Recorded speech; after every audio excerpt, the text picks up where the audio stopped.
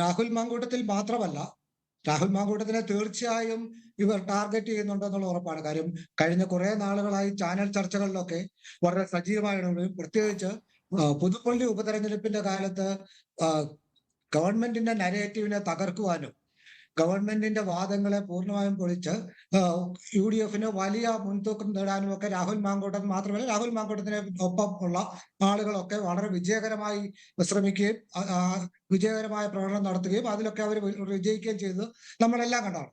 രാഹുൽ മാങ്കൂട്ടത്തിനോട് സ്വാഭാവികമായും പിണറായി വിജയന്, കേരളത്തിന്റെ മുഖ്യമന്ത്രിക്ക് നീരക്കമുണ്ടാകും എന്നുള്ള കാര്യം വളരെ തീർച്ചയാണ്. നമ്മുടെ കേരളത്തിന്റെ മുഖ്യമന്ത്രിയെ സംബന്ധിച്ചിടത്തോളം ഇപ്പോൾ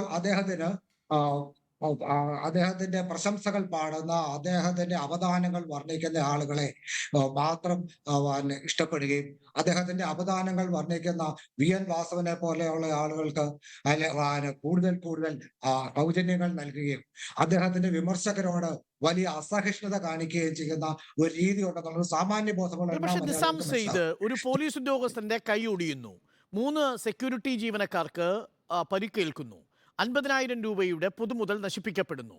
ഈ സാഹചര്യത്തിൽ പിന്നെ അറസ്റ്റ് അല്ലാതെ മറ്റെന്തു മാർഗം നിസാം സെയ്ദ്?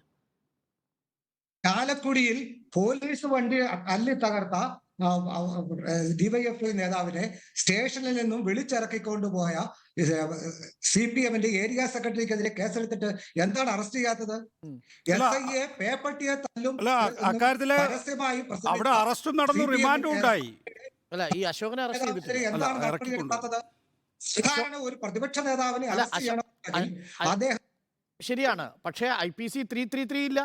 അത് വളരെ പ്രധാനപ്പെട്ടതാണ്. 10 വർഷമാണ് തടവ്. എന്തുകൊണ്ടെടുത്തില്ല? ആരാണ് വകുപ്പുകൾ ചാർത്തുന്നത്? അന്വേഷണ ഉദ്യോഗസ്ഥനെ പോലീസ് എന്തുകൊണ്ട് ലഘുവായ ഇത്രയും രൂക്ഷമായ കുറ്റങ്ങൾ ചെയ്ത ആളുകൾക്കെതിരെ ലഘുവായ വകുപ്പുകൾ ഇട്ട് കേസെടുക്കുന്നു? അല്ല, നിതിൻ പുല്ലാട്ടിനെയും ഈ സാന്ദ്ര തോമസ് അടക്കമുള്ളവരെയും പോലീസ് അറസ്റ്റ് ചെയ്തില്ലേ? SFI പ്രവർത്തകയെ അറസ്റ്റ് ചെയ്തു. ഈ നിതിൻ എന്ന് പറയുന്ന ആളാണെന്ന് തോന്നുന്നു, അയാളെ അറസ്റ്റ് ചെയ്തു. സാന്ദ്ര തോമസ് കേസ് എന്താണ്? സാന്ദ്ര തോമസിനെ അറസ്റ്റ് ചെയ്ത കേസ് എന്താണ്? റിമാൻഡിലായിരുന്നു, ജാമ്യം കിട്ടിയില്ല. ജാമ്യം കിട്ടിയില്ലല്ലോ നിസാം. ഞാനൊരു പെൺകുട്ടിയെ സാന്ദ്ര തോമസിനെ കേസ് അറസ്റ്റ് ചെയ്ത കേസ് എന്താണ് പറയൂ. അതറിയില്ലല്ലോ. അത് ഞാൻ പരസ്യമായി ഒരു പെൺകുട്ടിയെ അപമാനിക്കുന്നത് ഞാൻ പറയുന്നില്ല.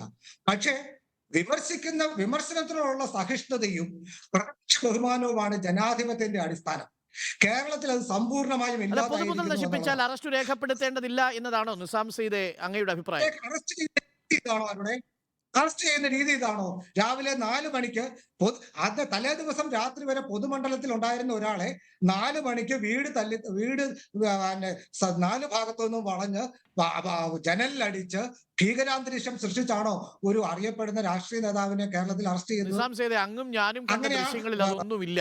വളരെ സമാധാനപൂർവ്വം 1.5 മണിക്കൂർ കഴിഞ്ഞ് ഈ പറയുന്ന പോലീസ് ജീപ്പിലേക്ക് പുഞ്ചിരിച്ചുകൊണ്ട് കടന്നു കയറി പോകുന്ന രാഹുൽ മാങ്കൂട്ടത്തിലെ ദൃശ്യങ്ങളാണ് നമ്മുടെ മുന്നിലുള്ളത്.